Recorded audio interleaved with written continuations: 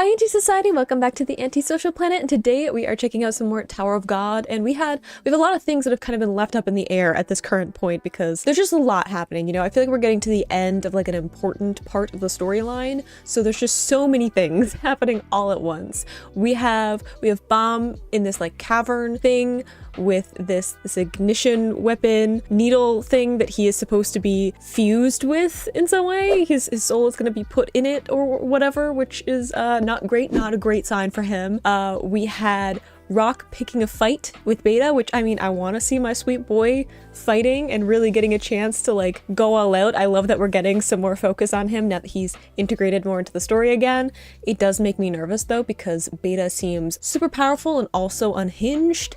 We had a hint that we were going to get a team up between Teddy Bear and Novik, which I really want to see because I actually really like Novik as a character. Like Teddy Bear obviously has part of my heart. Rock's back, so it's a little bit conflicted now with my loyalties, but I turned out to like Novik way more than I thought I would, so getting to see that team up I think will be really interesting if we get to see any of that in these upcoming chapters. But lots of little things that are kind of up in the air happening right now. A bunch more that I don't have time to mention them all, but those are kind of the ones we're focusing in right now, as I feel like we've all forgotten the workshop battle stuff that's supposed to be happening right now because there's all these other things happening. So let's get into these chapters and maybe see how some of this turns out. I don't know.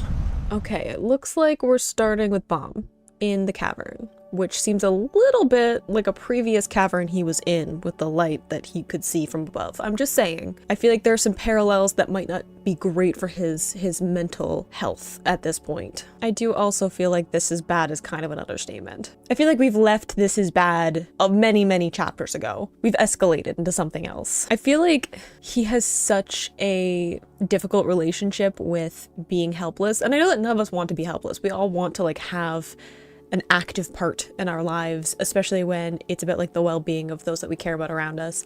But sometimes you have to like be okay with the fact that you can't do anything, and I feel like Baam is really bad at doing that. Like this whole season, I feel like up to this point has been like Baam trying to control what he can and not really letting people, like the people he cares about, having influence on that, right? Because he's been letting lots of other people kind of pull him around when it comes to, you know, all these other people who want to use his abilities and put him into the position that he's currently in like manipulating him, specifically by like threatening his friends. But he's not like letting his friends have any kind of agency in the decision making. They don't even know what's happening until like pretty recently, and even that is like limited to like the scope of what's actually going on with Baam. So, you know, he wants to keep all of that control and all that knowledge because he's had such a bad experience with like letting other people, or like being helpless, of doing nothing, both like in the cavern, like cave thing that he was in before, and then also just kind of following Rachel around. So I feel like he hasn't found the balance between those two states of like being okay with letting other people do stuff and not letting people like control his life on his behalf, and he hasn't quite figured out how to manage between those two things. Oh, that's what I said. I don't know about the whole putting blood on our hands thing. I like the, you know, let's not just sit around, especially since, again, I don't think he trusts someone to save him.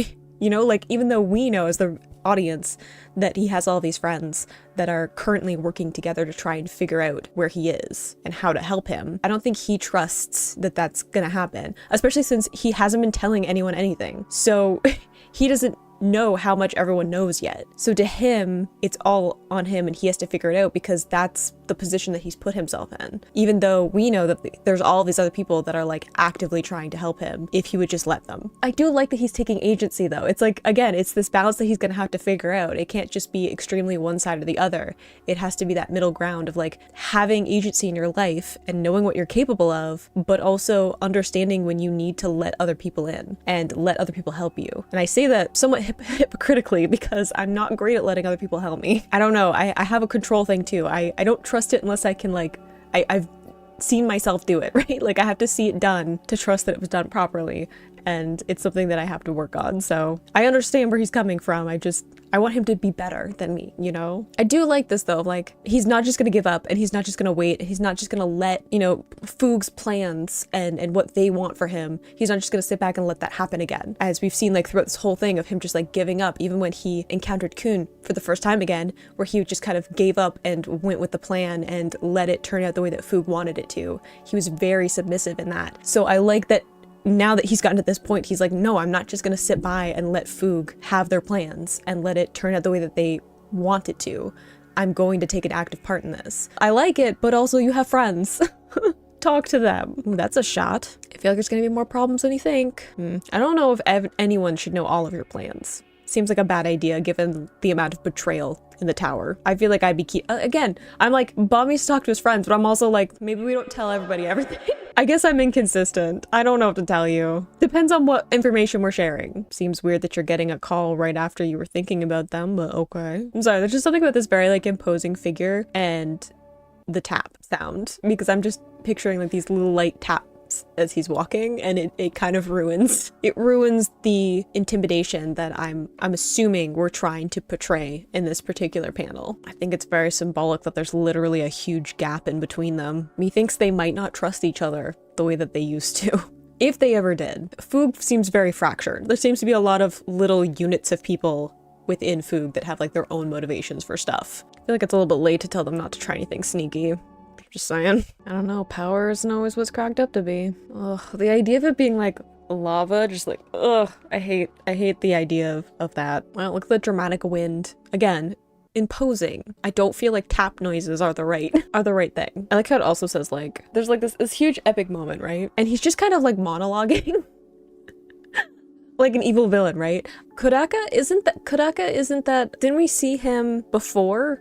All the way back when Team Sweet and Sour was introduced to the other to members of Foog. Wasn't that one of them? If I'm remembering correctly, I might not be, because it feels like it was forever ago. But there was some like hint that there was, again, those fractures in Foog, where it's not just like everyone is like behind the same idea. Like not everyone likes the idea of the like rookie slayer nominee or whatever, and not everyone thinks that that should be Baam, right? So there's all of these different factions of people who have their own agenda and their own thing that's motivating them. And here we even have like another betrayal. Like maybe we don't share all of our plans, and maybe we don't just trust people because it was sent from like a higher level of Foog, because that seems to not work out for people. But again, we're against Foog, so maybe it's okay. Maybe you keep going. Do what you're doing, because it seems to be working out well for the people I actually like. Okay, so we have another Slayer, and like the competition between them. Again, not everyone supporting Baam as being like the rookie Slayer. Interesting to say, like, did he think himself a god just because he was called one?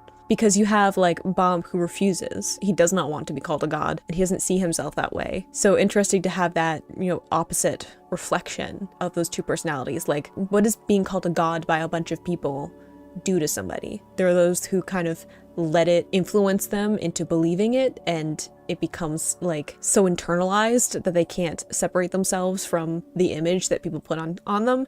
And then those that like repel it because it's like it's so believed by the people around them that like they have to push themselves away from it. There's like something repellent about the idea itself to them. Interesting to see those like two sides of the same coin.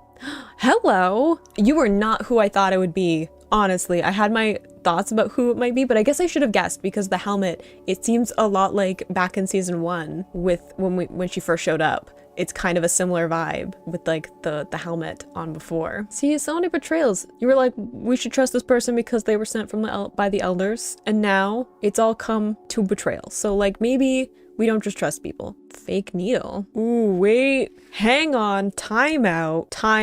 So container. Does that mean instead of Baam being the entity within the needle, he's going to have the needle like an ignition weapon? Like we've seen with like Teddy Bear? But it won't have like it still won't be a full needle though, right? I mean, probably still incredibly powerful, but I guess it might be incredibly powerful, and maybe even more powerful than a normal needle, because it's not a normal needle in and of itself, but it won't have that entity in it that puts it to its full power, if I can like collect my thoughts fully. Interesting though, of like the whole plan being like, okay, we know that this is what their plan is, let's flip it into our own plan all the way back. So I guess he doesn't need to escape then, which is good? Oh, that's terrifying. Like, to have that just like coming towards you, especially not knowing what's happening because no one has informed him of the plan. Oh my gosh, it's like, I can feel like my chest, the adrenaline of like excitement that this is going to work out better in Baam's favor, still nervous about him having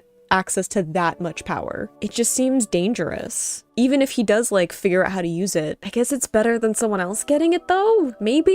I really want Baam to like turn out to be a good person, but I have no guarantee that he has like the plot armor of a normal protagonist because the series keeps doing things where I'm like, oh, okay, we're doing that now. Okay. I don't know if like him being given a bunch of power will mean that he will turn out an all right person. Doesn't even need to be like particularly good. I just need him to be all right. You know, your plan did literally lead to your downfall, yes. Ooh, that's a threat, especially with Fook. I don't think he'll last very long if this doesn't work out for him. Oh, we're just jumping? Okay, sure. Nah, she's probably fine. She has a tendency to just pop up whenever she feels like it. I feel like we're panicking a little bit, which is probably not going to work out well. Aw, we didn't get to see any of it? I do like rescue team though. I feel like I'd be suspicious of the lack security, especially for something this important. Probably, yes. There's probably something they're counting on. Oh, okay. Yeah, no, that might be it. Just a guess on my part, but I think that might be what they were counting on. Sure. The big red door, yeah, that might be a hint too about where we need to be. Okay, but can we talk about Teddy Bear's confidence? I'm getting too much in these last couple of chapters. Between Rock and Teddy Bear, I'm just like, look at my sweet boys. Just like having confidence, being powerful, strong, confident, especially with Oryang. Like, he's been through a lot of ups and downs in terms of his confidence and how he feels about himself and who he's aligned with and all of that. And I like getting to see a moment where he's like making a firm decision and it's like you can feel that he's so sure of it, which I feel like is something that he has not had in a while, and we like to see it. The growth and the trust from Novik too, where he's just like, all right, you got this. I mean, they don't really know each other, so I appreciate that they seem to work fairly well together. But also be careful, I like him. I've claimed him, he's not allowed to be hurt. Thank you. I don't like I have no other choice either. I feel like if anyone could pick a lock, it would be Novik. I feel like he's got some skill in that somewhere. I do like that, just break it. I mean, that also works. I don't have to be elegant about it. I don't know how it'll work though, because it seems like it has a little bit more going on than a normal lock. That was a big robot. Did we get it? Are we good? Did we do it on purpose or is it just opening? I feel like you should probably move. I hope he moved. Oh, dang! Yeah, same shocked face. Same. I'm glad that Teddy Bear wasn't close enough for that to fall on him. That'd be awkward after all that. Is it our boy? Oh, is that our needle? Hey, wait, how many bongs was he able to control before? I can't remember because I think we have 3 now. And maybe that's because he's what he's comfortable with. I'm like a little bit shaky because of the adrenaline, but like I don't know, again, nervous because it's so much power for him to have immediately. And even though he's like super strong, he has some training. Obviously Fook wanted him to get to this point. So I'm assuming some of his training was for him to be able to deal with what they're giving him, but it still makes me nervous because he's using it like immediately and he's in a super stressful situation where his friends are in danger, so he's definitely gonna use it. He's definitely gonna try and help them because that's who he is as a person. So if he uses it immediately, what does that mean? Like, he has this power now, he has this, I don't know, empty entity inside of him. I don't know how much, I don't know how much like having the needle being fused with it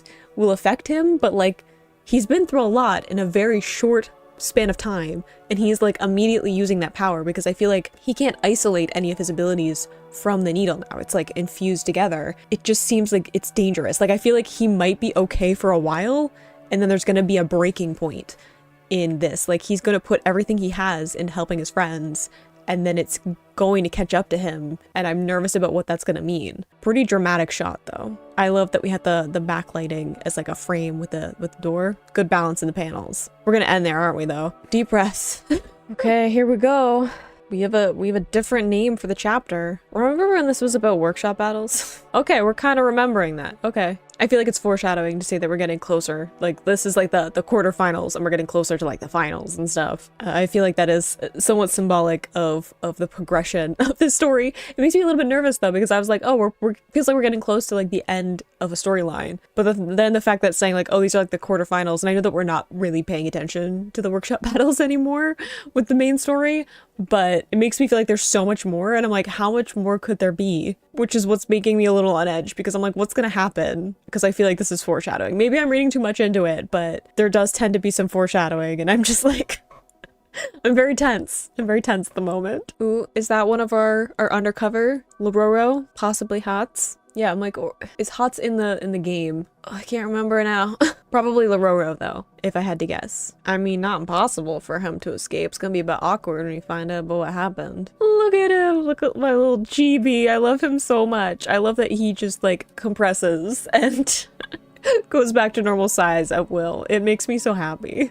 Okay, it's a little intense there, Beta. I get where he's been through a lot, but like, still. It makes me sad every time that Rock has to like say that Baam's gonna be back, because I feel like there's this insecurity to it, because there was a time when he wasn't, right? So I feel like Rock saying it is like, he's like overcompensating for how confident he actually is, because he doesn't actually feel like it is this inevitability, right? That Baam will be there, and that they'll reunite, and that Rock will be able to stay by his side, because that has been proven to not be the case up to this point. So every time he says it, it breaks my heart a little bit.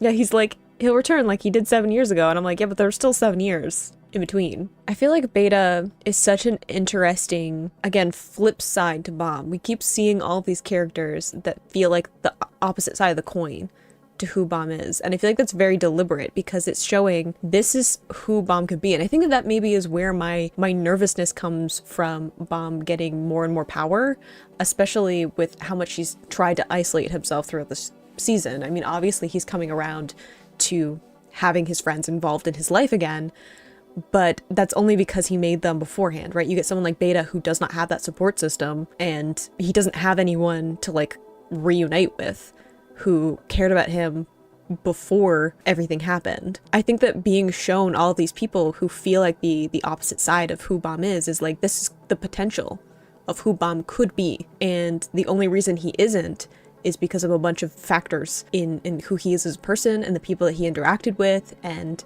the people that he continues to interact with.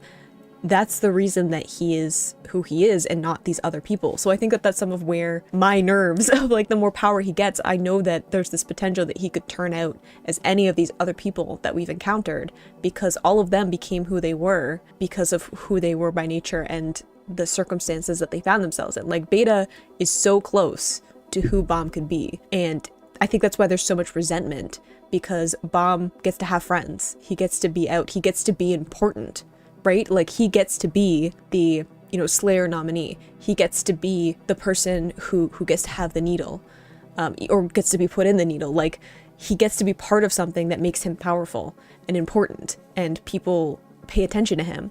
Whereas, you know, we just had someone say like, oh, didn't we dispose of him already? Like, that's what people think of with Beta. Like, Beta is literally just an experiment to get to Baam. So there's so much resentment there, because it's like, why, if I went through so many of the same things as him, why does he get to be important? Why does he get to be happy? Why does he get to have friends? It's seeing all of those things that Beta feels like they can't have, but they, you know, it's like both ways, right? Like, you get to see both sides of the coin of like who Baam could potentially be in Beta, and then who Beta could potentially be in Baam, like if their circumstances were different.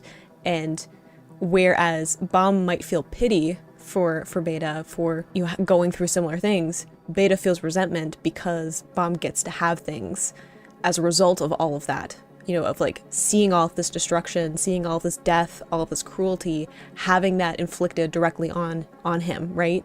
You know, Beta doesn't get any of the outcome of it, right? Like, he doesn't get to be important. He doesn't get to be part of the plan. It's really interesting to have that character as part of the story, even though I feel, and it is like a nice snapshot of like the kind of power that Baam will have, even though I'm sure it'll be like exponential in comparison. But it's just really interesting to see a character that I think Baam is so close to being if there were like a few things changed in his life. I think it's also telling to say like the line of has to become the weapon, because I feel like that's what Beta feels too. Beta had to become a weapon. That was like the only outcome for them. At least that they see. And see the same despair I felt. I also feel like that means that Beta probably saw a bunch of his friends killed in front of him. I feel like that there might be some backstory there. I feel pity, but at the same time, we're doing some not great things, which has me conflicted. Dang Yin.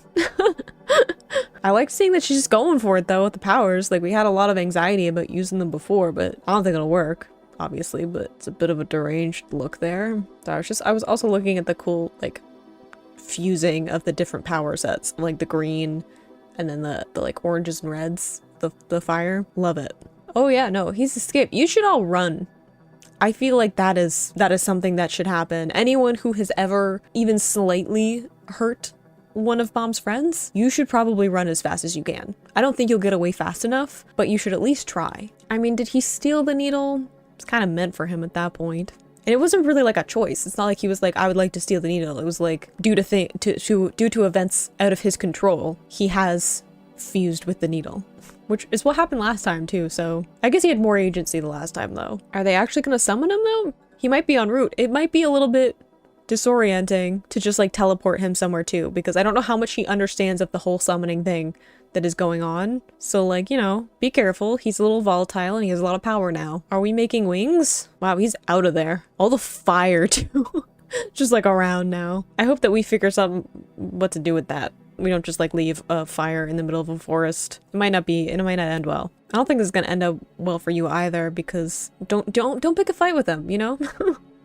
Especially now. Nice callback. He's still Baam though. Like he's still just like the normal Baam that we've known forever. Also, Novik's like sweet smile though seeing him. I appreciate it. Yeah. There have been some changes. Novik completely confused. Teddy Bear probably is like, oh, okay, that's a new development. I wonder if he's gonna help him. I wonder if Teddy Bear's gonna like, we're gonna get like a training montage or something. See?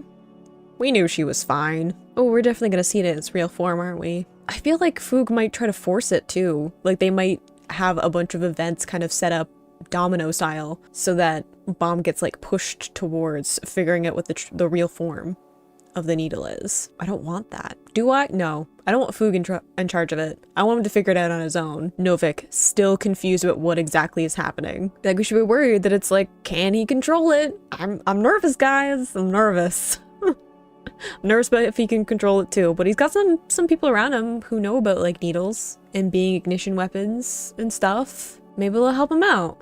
Training montage. I don't like the Lord being there. Ooh, that look, that switch. Again. Anyone who's somewhat hurt or threatened his friends, maybe run. Ooh, we also have a hint that like with the elders, right? Because we had Yuto, like the original, being sent by the elders, and then Yuto being replaced by Hwaran, and then now we have like another elder who's working with Karaka. So like I gotta try and remember that we've got some elders that also have split ideas of what the plan should be and what Foog should be doing. Because there's like specifically at least some of the elders that are working with Karaka. That makes me nervous too, that we have like another person referring to Baam as their god. It doesn't have the same kind of like, I don't know, almost childish reverence that we've seen before with members of Foog, where it's like this giddiness and almost this like naivete of what it means to like have a god, or like to worship someone who has a bunch of power, because it's kind of like the power that they're more infatuated with than who has it. Like they want to be associated with that power in a way that's like, oh, I just want to be next to the most powerful person, right? Whereas like Hwaran, there's something more sinister to getting that kind of respect, right? Like to have her of all people think of you as someone worthy of her worshipping or seeing as a god. It feels darker because it's like what kind of power and what kind of influence do you have to have for her to see you that way? The fact that he's just like dismisses it immediately. He's just like, no, thank you. He's definitely not gonna turn his back on his friends. Not this time. Somebody protect Wangnan. I've claimed him also as someone who is not allowed to be hurt. I don't know if it's gonna be the same challenge that it was before, honestly. Other than the fact that I'm like, okay, again, it's like the strongest ones that Baam has ever faced, with a new power that he doesn't actually know how to use, and we've already had confirmation that even Foog's like, I don't even know if he can control it, and he's using it immediately, and he's probably gonna have to use a lot of it because it's stronger opponents than he's ever had to face before. So what's that gonna mean when all is said and done. Like, I feel like he's probably gonna win in some capacity, but win by how much? Like, by how big of a margin and at what cost to him personally? It's got a bad feeling. Bad feeling, especially since there's multiple of them. Even though, he does have friends, and he should just trust them to help him out with some of this. I don't know how much that's actually gonna happen. Ugh, good. I was like, we're not turning our backs on our friends this time. We're not walking away. We're not letting Fook manipulate us. We're sticking with our teams. The ultimate team now. We've put everyone together. Sort of. I'm still waiting for like the epic moment, like a Avengers Assemble moment of all of the people that Baam has become friends with over the last two seasons. Darn right it is. Are we injured though? So worried about everything. Good. I like to see it. Again, confidence, firm decisions, sticking with people that actually care about him, like as a person, and not because he has power and potential and it's all part of some grand plan. We're gonna stop there though, aren't we? Not the worst cliffhanger though, all things considered. Whew, I have a little bit more adrenaline after that than I was expecting. I'm simultaneously so happy and excited that Baam has all this power, because I feel like for so long he's thought of himself as powerless. He's thought of himself as someone who needs rescuing or needs like people around him to make decisions, and he's just kind of a follower for so long. And now he has power, right? Like, he has unbelievable power and way more potential. Like, I feel like we're kind of skirting around just how powerful he is right now in terms of like getting to see it, because I don't think that Baam even understands what he has and the potential there. Like, he's gonna have to figure it out, and I think he's probably gonna figure it out faster than is strictly safe for him, which makes me nervous. But seeing that he does have this unbelievable power now, and it's all part of Fook's plan, which also makes me nervous, but he has power to say no. He has power to say, I'm going to be with my friends, I'm going to protect my friends, I'm going to walk away from whatever it is that you have planned for me, and I'm going to do my own thing because that's where I belong. And I love to see that for him, because it's not just power in terms of like actual capability, it's also power, like confidence within himself, right? Something that he's been building for a long time, and even trying to figure out who he is. And I think that that's still a long journey for him, but the fact that he's decided that he's the kind of person who wants to stick with his friends, that's where he belongs, and that's where he's going to figure it out the best, is with people that care about him as a person, and where he feels like he can be more himself. That's how he's going to figure out who himself even is. So I love getting to see that part of it, but then it also makes me nervous because there's so much potential there for this to be something that is a huge internal struggle for him. Not just in terms of like, again, he's going on this huge journey to figure out who he even is as a person, but also in terms of this new power. Like, he is incredibly powerful. We've seen lots of people referring to him as a god and wanting him to become a god, and him having very negative views about what that means. And, you know, a god is someone with power. So if you have godlike power and you don't want to be a god, what does that mean for you? How do you use that power? And how do you deal with the responsibility of having the power to have a huge impact on the world that you're part of? I don't know. There's so much that I feel like it's going to be happening now that he has this ability, and that he is, you know, not just a Slayer nominee or an irregular or like this anomaly within the tower. He is a legitimate dangerous force, and I feel like people are gonna know about it, right? Because he's part of the workshop battles. I feel like he's gonna do something with that power to protect his friends in the moment, because he's just gonna be thinking about protecting them, and a bunch of people are gonna find out about it. And in a place like the tower, where people see a threat to their authority and their power, and they stomp it out, I think it's not going to be great for him. I think he's going to have to deal with a lot of things, regardless of whether or not he wants to be a part of it. You know, I'm on the fence right now, but a little bit of a better end to a chapter than I've seen in a while. There's been lots of very frustrating cliffhangers in the recent chapters, so this is a little bit more of a firmer end than I've seen in a while, but I still have so many questions and theories and things that I'm sure are going to pop up probably way further down the line in the series, but lots of things I feel like being set up in these couple of chapters. But I hope you enjoyed reading those along with me. You can click this playlist to go see my previous reactions, or you can subscribe so you know next time I post a Tower of God video, and I will see you in the next video. Bye!